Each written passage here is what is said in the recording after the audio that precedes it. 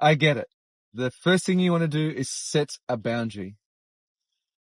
They're stressing you out. They make you feel uncomfortable. They've hurt you. The first response, I'm going to say something to set this boundary. I get it, but stay with me. I'm about to share something that will give you some tools to ensure that you don't use that as your first response. Perhaps later down the line, if this method doesn't work. And so last night I was at a community gathering, and it was beautiful. It was a meditation gathering. And one of the ladies there shared a story about her work and her work colleague. Her work colleague was someone who was relatively new, 6 months into it. They're an extrovert. They speak a lot, but unfortunately it's when she speaks, she's more on the negative side.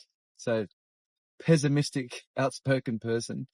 And so over time, the person that was sharing the story was saying, this is triggering me. I don't want her to continue talking to me this way. It brings me down. She's sucking my energy. And so now I want to set a boundary. And that seems logical, right? Someone's doing this to you. You want to set a boundary around how they talk to you, when they talk to you. Don't interrupt them. I get it.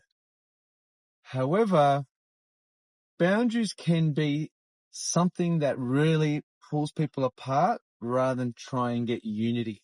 And what I mean by unity is like harmony. How can we sort out this situation? What is actually really going on here? So the first thing I say to myself is this: I'm triggered about whatever's happening. Whatever the moment brings, I'm triggered. And so is it really the person that's triggering you? Or are you being triggered by the world, by one person's behavior?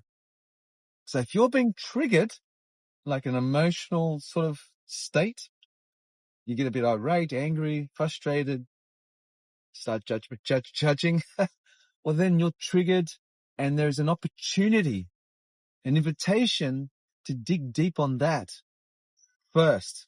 That's the first response. I'm triggered here. Oh, why am I triggered? It's kind of like, think of it as, not everyone has a different perspective on life, and think of it as an opportunity for growth.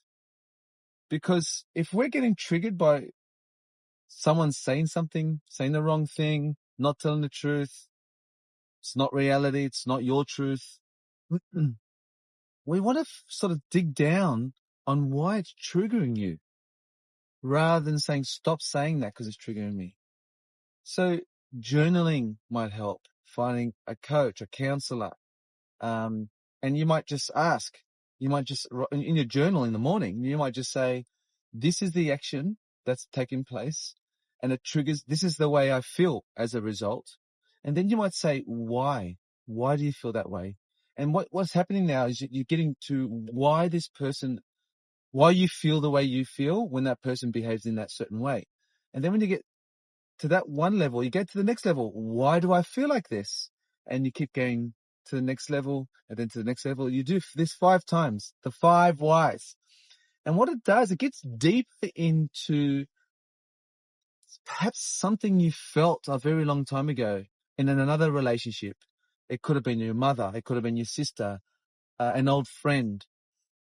Whatever the case may be, it might make you feel a certain age. You might feel like an 8-year-old when someone behaves that way. That is a thing. So that's the trigger, right? So if we can get into that and transcend that, work with that, so you can recognize in yourself, there is a feeling I have, it's a blockage that I need to allow to come through, allow to pass. And if you can do that, well, then once we've done this work, meditation, journaling, counseling, breath work, once we've done that, then we can shift into, okay, I'm not emotionally triggered anymore. That's the first one. The second one is, have I had a gentle up? So I've fixed myself. I'm not in an emotional state. Now, have I had a talk with her, an opportunity to sit with her and just say, hey, I'm feeling a certain way when you behave like this. When you do this, I feel B, C, D. It'll be really helpful that you know this, so that way, perhaps there are ways we can move forward so we can limit that sort of behavior. Or alternatively, ask them, is there a reason why we are talking negative? So you could go into there as a more of a mentor model, a coach model. But if you're just going peer to peer, hey, I feel this way when you do this. And if they've got an open mind, open conscious, they're quite progressive, they understand self-help, they've got their own routines. If someone said that to me, I'd be like, oh my God, I'm so sorry. I was, behaving in ways that I wasn't conscious. I'm so sorry that was affecting you. So that's a conscious person. I'll change my behavior straight away.